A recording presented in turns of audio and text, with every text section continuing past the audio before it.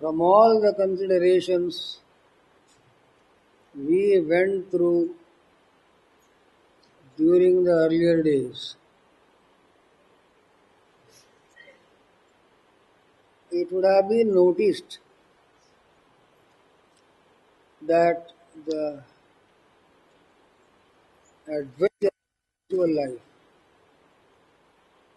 yoga sadhana, is not anyone's individual affair. There is no such thing as I shall do sadhana, because sadhana is the very process of eliminating this I. So I cannot do sadhana. Further, the great relationships that our so-called personality has with all things in the world, as has been noticed by us earlier, prevents us from entertaining any such notion as that the achievement of yoga is the fulfillment of an individual purpose. It is not for my salvation, it is not for your salvation, because the my is only an adjective of I, and you is a correlative of the I. So when one thing goes, all the three go. Just as there is no such thing as my sadhana, there is no such thing also as my salvation. Because if you persist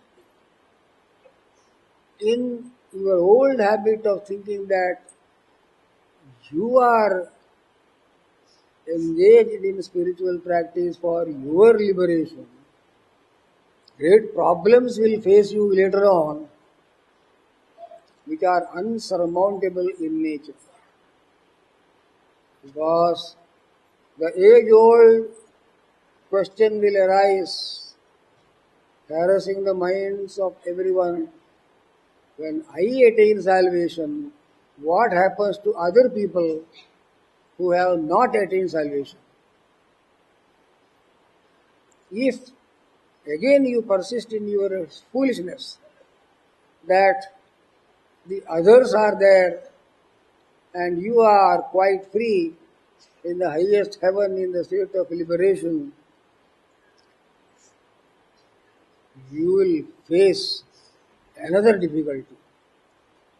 That is to say, in your omniscience attained in salvation, you will behold outside you many bound souls who have not yet attained salvation.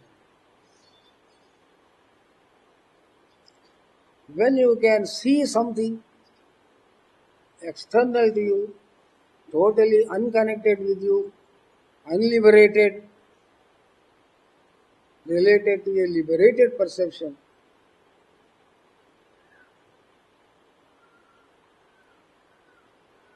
then that would not be salvation. Because already it has been pointed out that salvation is the attainment of the infinite where one sees nothing else, hears nothing else, and visualizes nothing else. Yatra nanyat pashyati, nanyat shrunoti, nanyat vijanati, sabhuma tadeva amritam. The immortal is sufficient to itself, and it does not require the perception of somebody else. But your omniscience in salvation would naturally present before you the whole world of unbound, unliberated souls, bound jivas. So your contradiction in your present worldly life will persist even in salvation. So it would be better not to attain salvation than be in the earth itself. If that is the predicament, you will find yourself in your moksha. These things are not simple things that you can just bypass. This confusion in your mind that will persist till the end of your achievement will block up your vision one day or the other, and you will be like Trishanku hanging between the earth and the heaven, neither here nor there, totally confused, neither in this world nor in any other place. Obstacles in meditation are supposed to be many. These obstacles do not come from anybody else. They come from your own misconceptions about your own self and your relationship to other people, your wrong notion of God, immortality, and salvation. Discrimination, viveka, which is supposed to be a prerequisite quality of the practice of sadhana, clarifies this position and it enables you to distinguish between what is proper and improper, what is right and what is not, what is real and what is unreal. Each one of you present here should deeply probe into your own heart. Raise this question to your own self. For whose sake am I doing spiritual practice? As mentioned, it cannot be for your own personal purpose. If not, then whose purpose? Are you engaging in yoga practice for the freedom of your wife and children? If not, is it only for yourself? If that is not the case, then whose is the salvation? Let each one privately answer this question to one's own self. Once again, I request you to remember what I have told you on earlier days. Many of the things might have passed beyond your mind now because I do not know if any one of you is concentratedly listening to what is being said and taking down notes in your little diary of crucial points that have been raised and presented in a proper manner. Otherwise, if you just listen and bestow no attention and later on cannot remember, your sitting will be of little benefit. We are not crying hoarse here because we have no other work to do. It is the benefit of all people. And if it is merely a listening to a discourse and there is nothing more about it, then it would be a futile exercise on our part and your part also. But let it not be so. It is an energizing process, a vitalizing process, a soul filling process, a refilling of ourselves, which is the process, and becoming something more than what we are, which is the process of spiritual practice. Every session should make you feel a little better than what you were previously. Not that you will be same person for all the days and you go back in the same way as you came. Same railway train to come and same railway train to go. And same person to come and same person to go.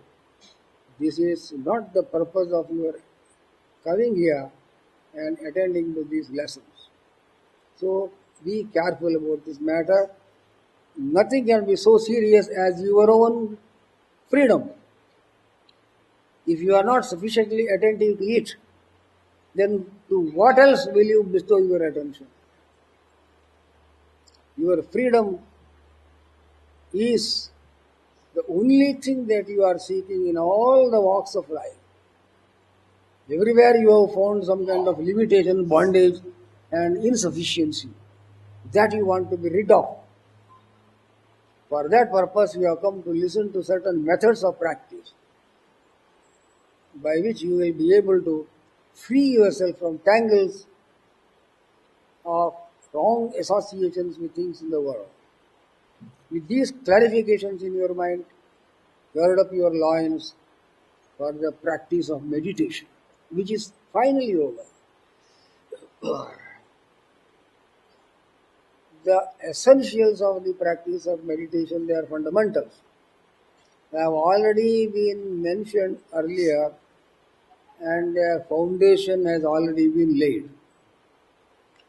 If this foundation has been strong, then it is easy to build the superstructure of the further stages of the yoga practice. I mentioned yesterday that in the beginning you relax yourself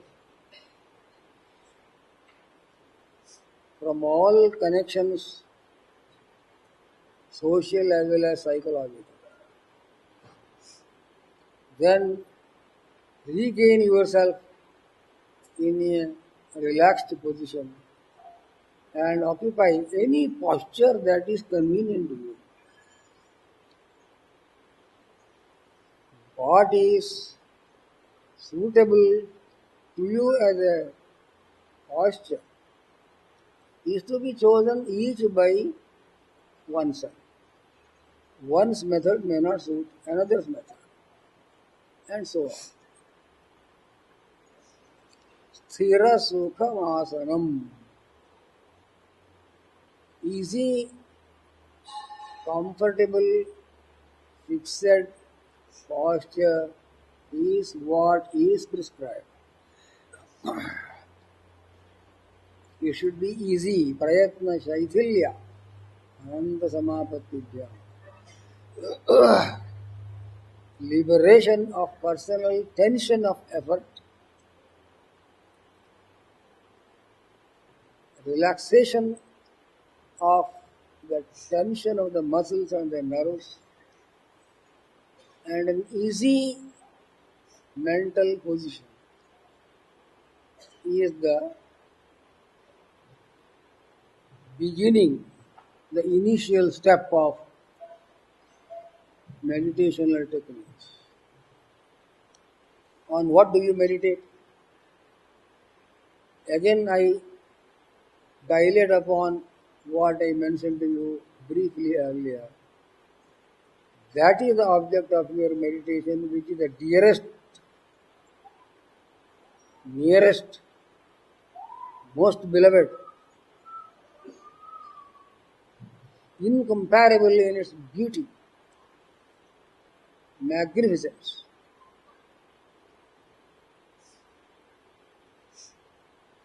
and the power to fulfill.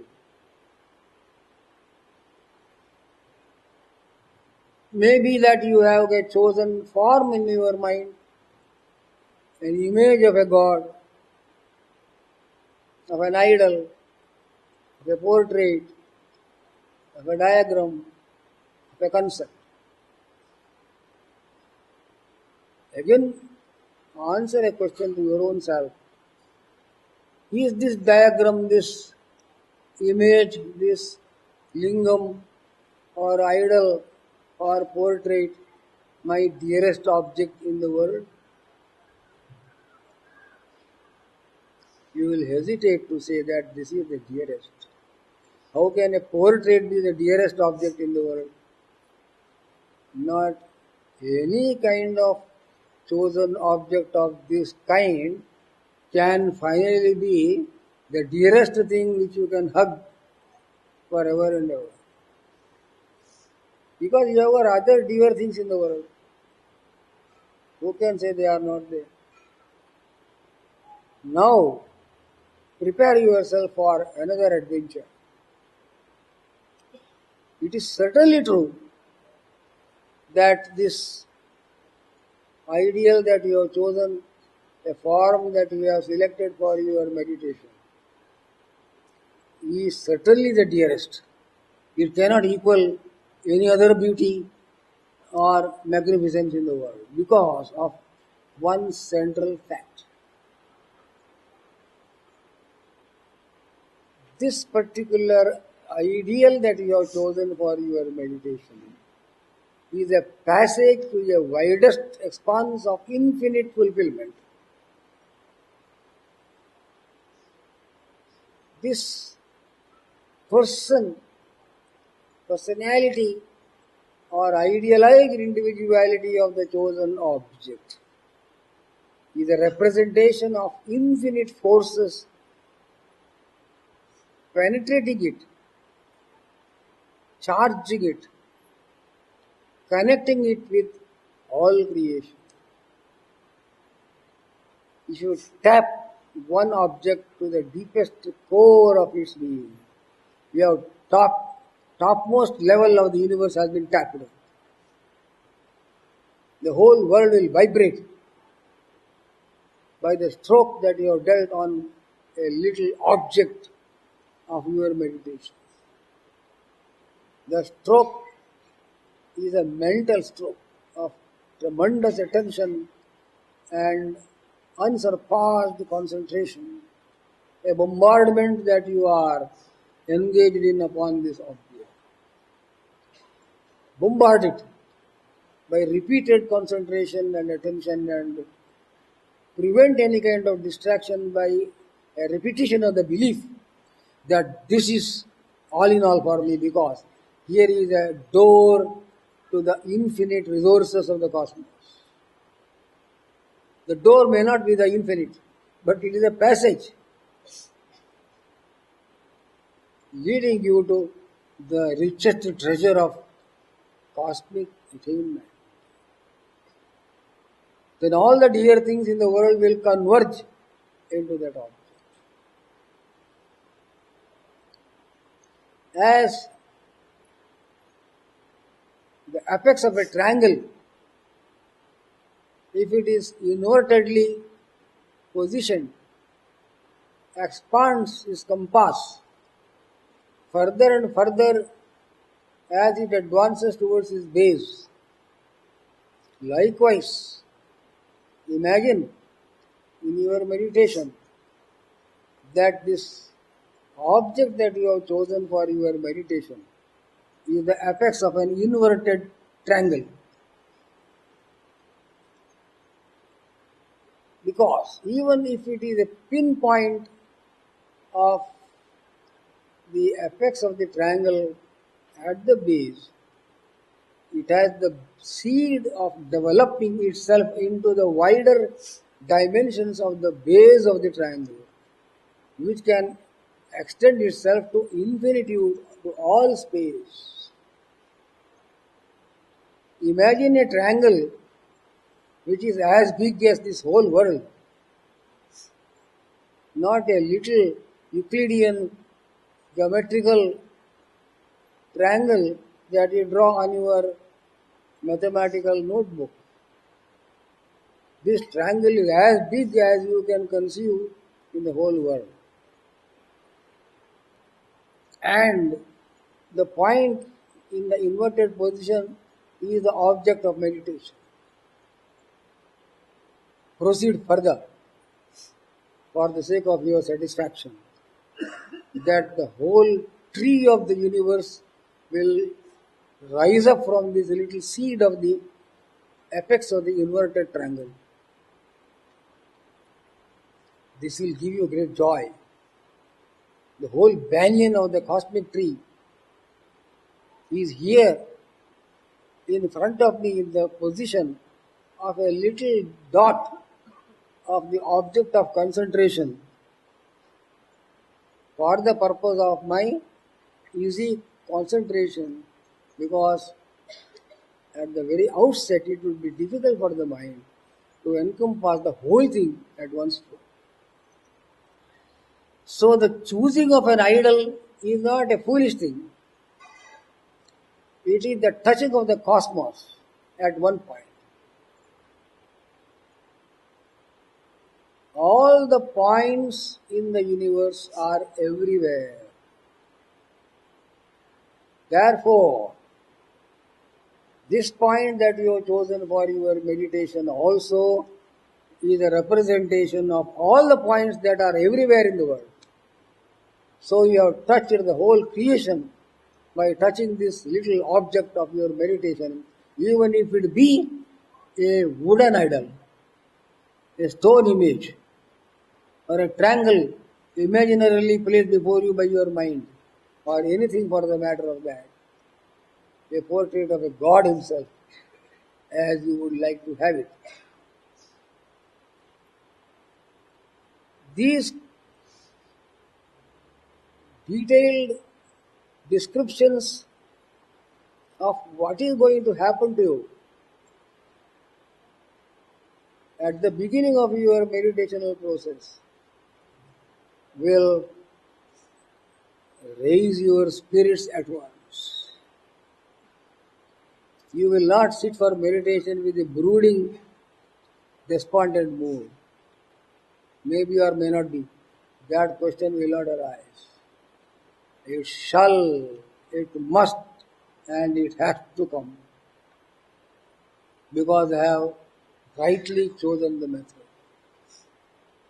I have understood the whole method of attuning my mind to my purpose. Thus, concentrate your mind on anything that you have chosen for your Ishta Devata. It is Ishta because you love it incomparably and infinitely. It is a Devata, a divinity, because it is the adored God before you. Why is it a God? Because it is a mini God who will manifest itself into the infinite God. It is a little incarnation of the Vishwarupa of the Almighty in the form of this little lingam, this picture, this portrait, this point on the wall, this rose flower, this candle flame, whatever it is. So anything in the world is good enough for the matter of that for meditation. If that is the place, yeah, case of this matter, any place in the world also is good enough.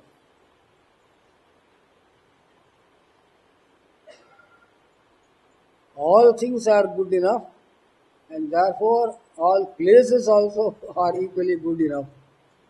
But you should not be frightened whether this is so or not.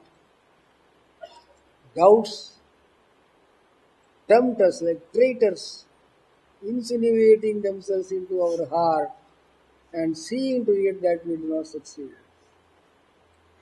The whisper of the negative force continuously will be heard by you together with your higher aspirations.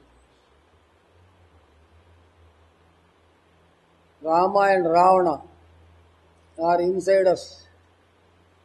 Rama will be speaking and Ravana also will be speaking at the same time. The positive and the negative are working together. The Daiva Asura Sampatti is within our own selves, as is described in the 16th chapter of the Bhagavad Gita. The pros and cons of every event in the world scintillates within our personality.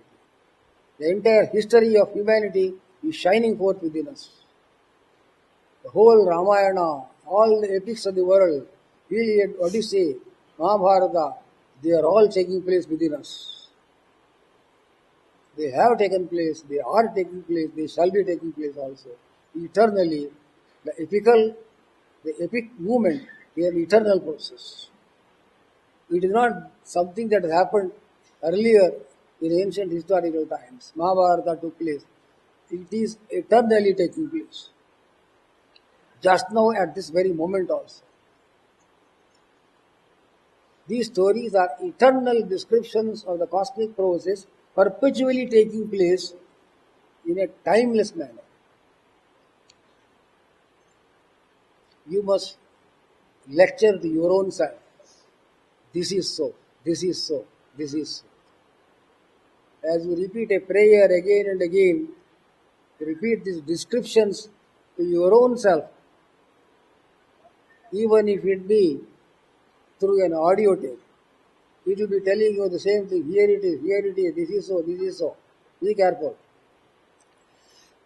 You require a mentor right from the beginning till the end. That mentor is supposed to be your guru who will take you with the hand from the earth up to the highest heaven. It is not that the guru initiates you and then leaves you to the lurch to take care of yourself. The guiding hand of the real guru, as you should conceive him properly, will follow you wherever you go, telling you secretly, I am here, I have not left you. The higher soul is your guru, and the guru is your higher soul. How could you expect the higher soul to depart you and enable you independently to move forward? The lower spirit advances together with, simultaneously with, the higher soul, which also is your own self. The higher voice tells you, I am always here. Never will you be deserted at any time. Thus prepare yourself for the art of meditation. Chant Om deeply in a sonorous tone, beautifully in a musical voice, pleasing to yourself, to your own ears, so that the chant vibrates within your personality and energizes all the cells of your body.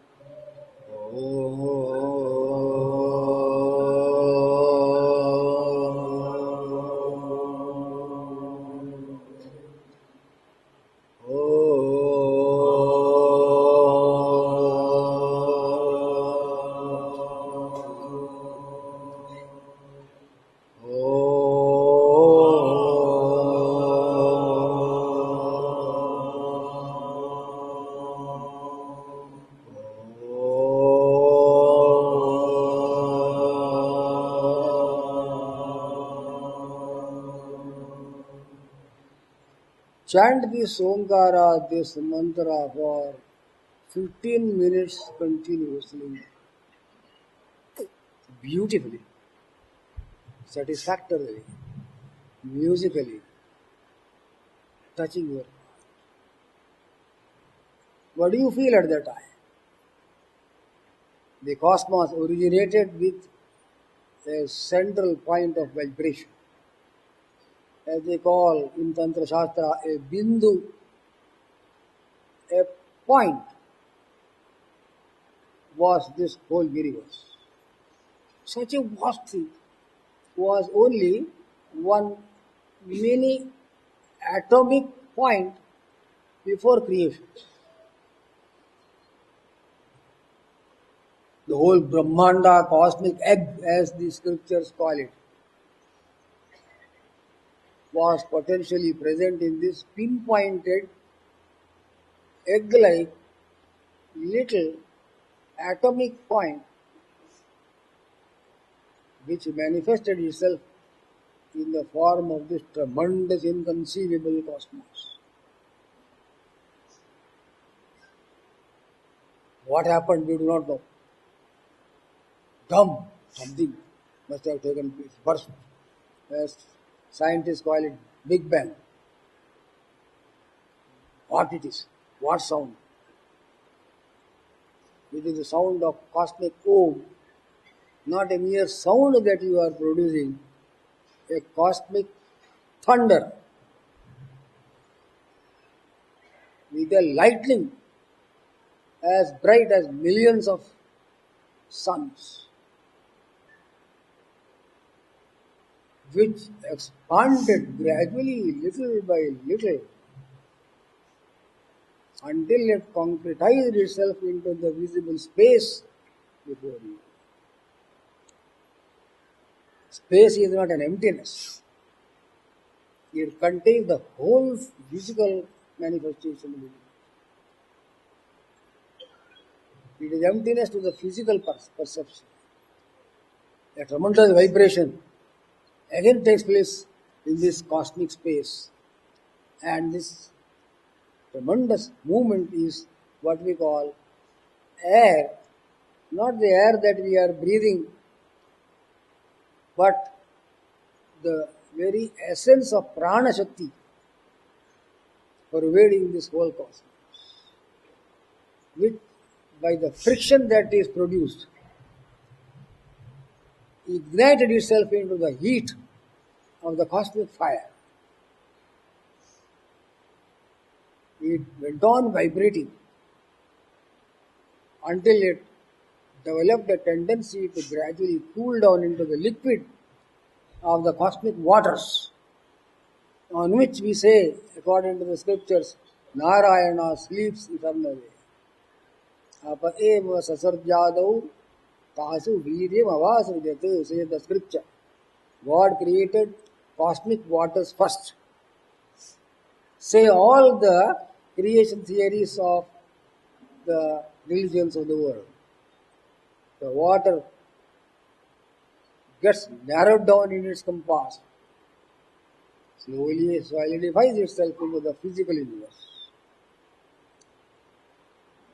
तस्माद्वा आत्मन आकाशात् संभूतः आकाशाद् वायुः वायुरग्नि अग्निरापः आपः पृथिवी पृथिव्या ओषधयः ओषधीभ्यो अन्नम् अन्नात् पुरुषः. The Taittiriya Upanishad gives briefly the entire cosmological process. The universal being thundered into the spatial form of existence, and it slowly came down to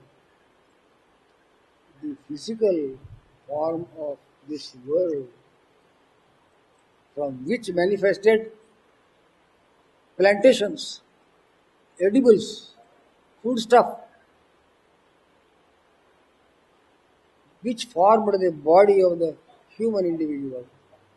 Thus we are born as this person, that person in this world. This is real Omkara, of which our chant is only a symbol It only gives you a picture of what the original is like.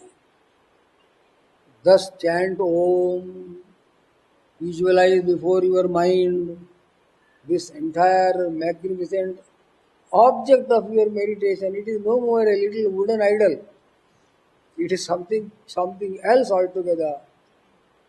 It is a mini incarnation, a Vamana, who can become a Trivikrama avatara, as we have it described in the Srimad Bhagavata Mahapurana. Vamana was a little mini human form which was assumed by the Supreme Being himself for a definite purpose. When the time for it came, that many individual suddenly expanded itself to the cosmic individual, the Virat Purusha. These are some of the interesting things before you.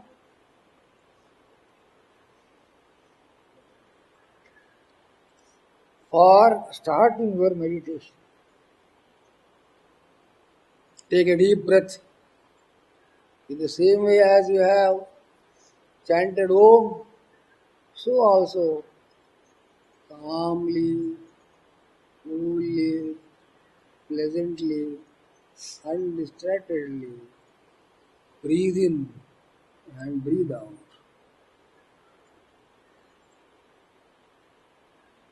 Fill the chest with air. I am not describing to you any kind of nostril holding and kumbhaka and all that, which is not necessary for you. Breathe through both the nostrils easily, but fully, deeply inhaling, so that you feel that the lungs are completely filled with fresh air. If you can hold it for a second, all right, but don't hold it for more than 1 or 2 seconds. I am mentioning to you, I am not telling you what kumbhaka is. Let it go, we don't want it. So, this pranayama process, you see, inhalation and exhalation may continue for some time until you are settled in your muscles, nerves, and the body. At this moment, you will find any posture is good enough for you.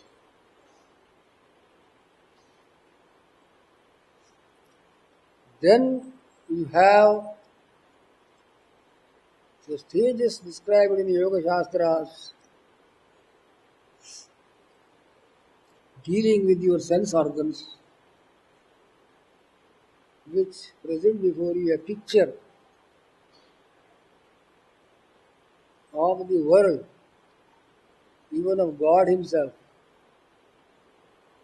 quite differently from what they really are. What is sense perception? What are the senses doing? And where are they? You may think that eyes which see, ears that hear, and so on are the sense organs. But they are only organs but not sensations. You may have sensations without which the organs will not get animated. A dead body also has these organs. It has eyes, ears, and all that, but it has no sensation. So the eyes will be open, but there will be no seeing in a corpse. So the seer is not the physical eye, but a sensation of visualization, a form taken by the mind itself. What does the mind do in this condition? The one integrated mind that it really is ramifies itself into 5 different rays as sunlight allowed to pass through the mouth of a pot with 5 apertures at the bottom will be seen to project itself in 5 different channels. But if the holes are fitted with certain lenses of different nature, different structure and color, etc., the same sun ray, the sunlight, which passes through the inwardness of the pot, will project itself through these 5 apertures in 5 different manners. These 5 different manners of the projection of a single integrated mental process, these manners are called the sensations. So we see color through one sense, sound through another, and so on and so forth. Actually, the basic substance of color and sound and touch and smell, etc., is one and the same. There are not 5 different things here inside us. They look like 5 different things because of the different lenses through which the single light passes. Thus, they give a wrong picture of things. If these contorted light rays through the 5 apertures are allowed to project further upon things outside, the seer inside, which is the mind, will see the world of 5-fold perception in a totally different manner than what the world is really. This is what has happened to us. We cannot see things as they really are. We see, we hear, we touch and so on through the senses which are already conditioned by the structure or the avenues of perception, tons of sensations. We have to practice a process called pratyahara. Pratyahara means the abstraction of the sensory operations and centering the energy of these sensations in the source thereof, which is the mind itself. Difficult is this process. The sensations are rebellious. Indriyani pramathini haranti prasabham manaha mayur nava mimambasi. All these illustrations are given in the Bhagavad Gita to tell you how difficult is this method, though it is very simple for you to hear this. Wild elephants, roaring lions, terrible tigers, bursting tornado, cyclone may be compared to the operations of the senses. Apyabdhi panan mahataha sumer unmulanaadapi api vanyashanat sadho vishamas chitta nigraha. This is the instruction of Vasishtha to Sri Rama in the Yoga Vasishtha. You can drink the whole ocean. You can shake the root of the Meru mountain. You can drink fire. But you cannot control the mind. Chajalam Vimana Krishna Pramathi Balava Dridham Tasyaham Nigraham Manye Vayoriva Situshkara. Like binding air in a little bag is your attempt to control the sense organ. Sensations are nothing but desires. They are not connected with physical things, really speaking. Wrongly, we feel that we love things, hate things, want things, and do not want things on account of the deceptive operations and the reports of the sense organs operating in this manner. Wild dogs are these sensations. They bark and may attack you also.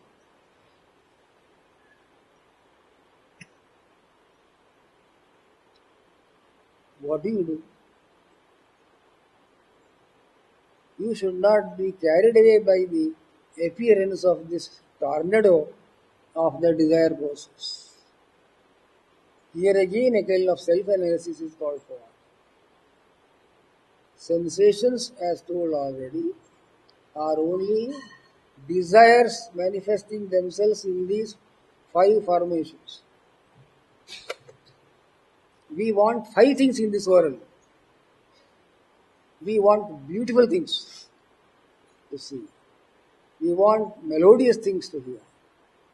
We want fragrant things to smell. We want delicious things to taste. We want soft things to touch. You have no other desire in this world except this. Though you may think that you have millions of desires, they are only five basically.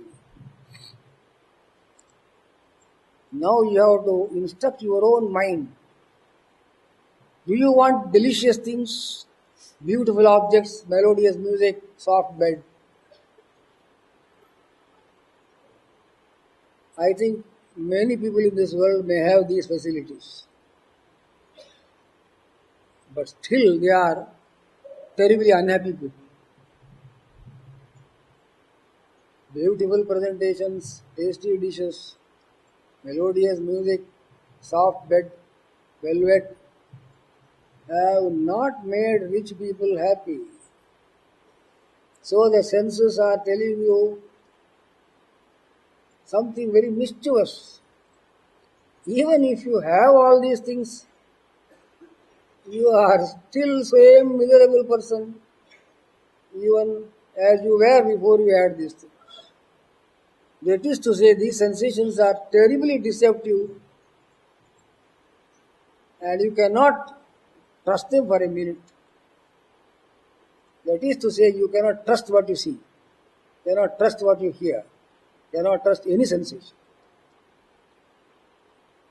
They are here before you to pull your Atman out and make it appear like a anatman or a dead object.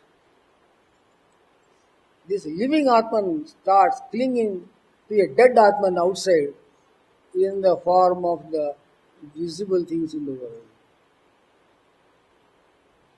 Here is the drama of life, the way in which we are living. Tell yourself again and again. By bringing before your mind the experiences that ancient sages and saints also had passed through, they had the same difficulty. They were same small people as any one of us is. They became big because of the understanding they exercised and the success that they achieved in the restraint of the sense organs. When you meditate, you will see a totally contradictory thing just in front of you. You will see there physically present, not imaginarily conceived, things that you once loved. You will think they are only visions. At that time, they will not be visions. They will materialize themselves into the form that you liked and loved once upon a time. And the same person will be there in front of you, same treasure placed before you. Here it is. We have left all of us and come. Here we are. Don't say they are illusory visions. They are concrete forms of your own unfulfilled desires. When Buddha was in deep meditation, he saw his wife in front of him, sitting with the little child. He could not say that it was an illusory mental conception because she was speaking. My dear Lord, I am here. You have left me and come. Where is your child? Don't you have pity? Why are you torturing yourself? See this beautiful child. Am I not your beloved? Have you no compassion? Please, please, please, listen. Buddha, eh? How this lady has come here?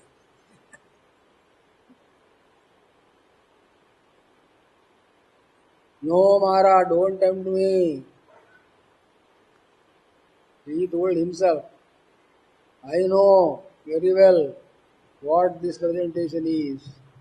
It is my own earlier pressure of sense life that has condensed itself into the very desirable object which I loved once upon a time. Break to pieces. Shatter yourself. Oh beauties, he told himself, and regained his personality.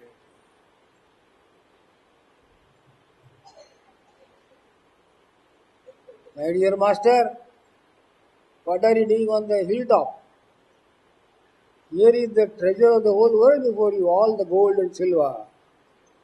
Somebody told Christ when he was doing tapasya on a mountain top.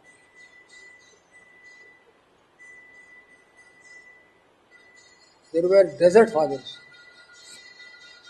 ancient saints of Christian lore who live in the deserts of northern Africa. The Saint Anthony the Great is one example whose life tells us that he struggled with his visions. He saw before him the arms of his beloved, the treasures and the wealth of Roman Empire. They were not visions, they were there in front.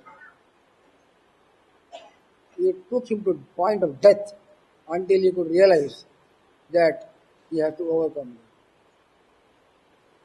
These are not stories of somebody. It is my story, your story, everybody's story. You are the Buddha, you are the Christ, you are Saint Anthony, you are the ancient master in your own self.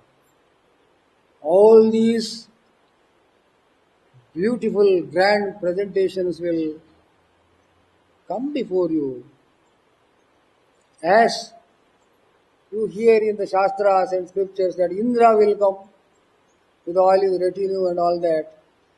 The Indra and the retinue are nothing but mind and the sense organs, concretizing themselves before you, giving a picture of solidity. You have to guard yourself.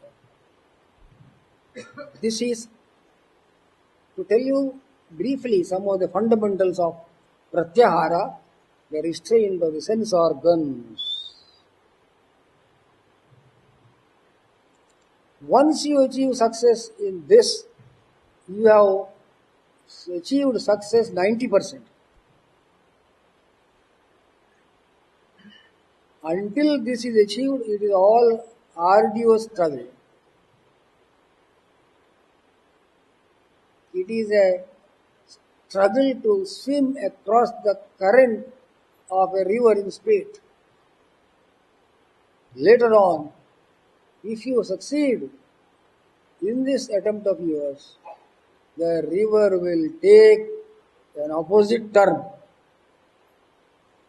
and the world, instead of opposing you, will flow with you.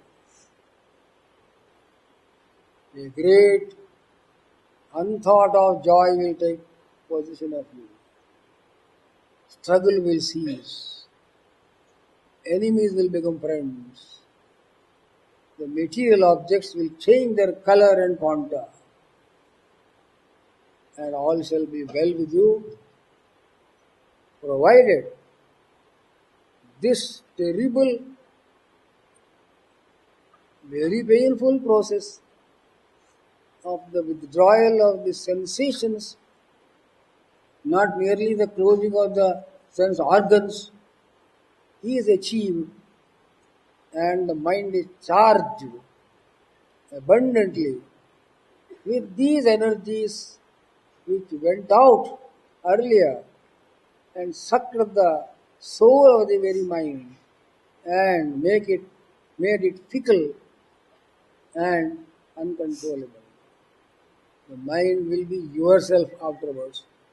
Instead of your feeling that it is your mind, you are yourself the mind. You will feel a medium of the expression of the Atman itself. Hari Om Tat Sat.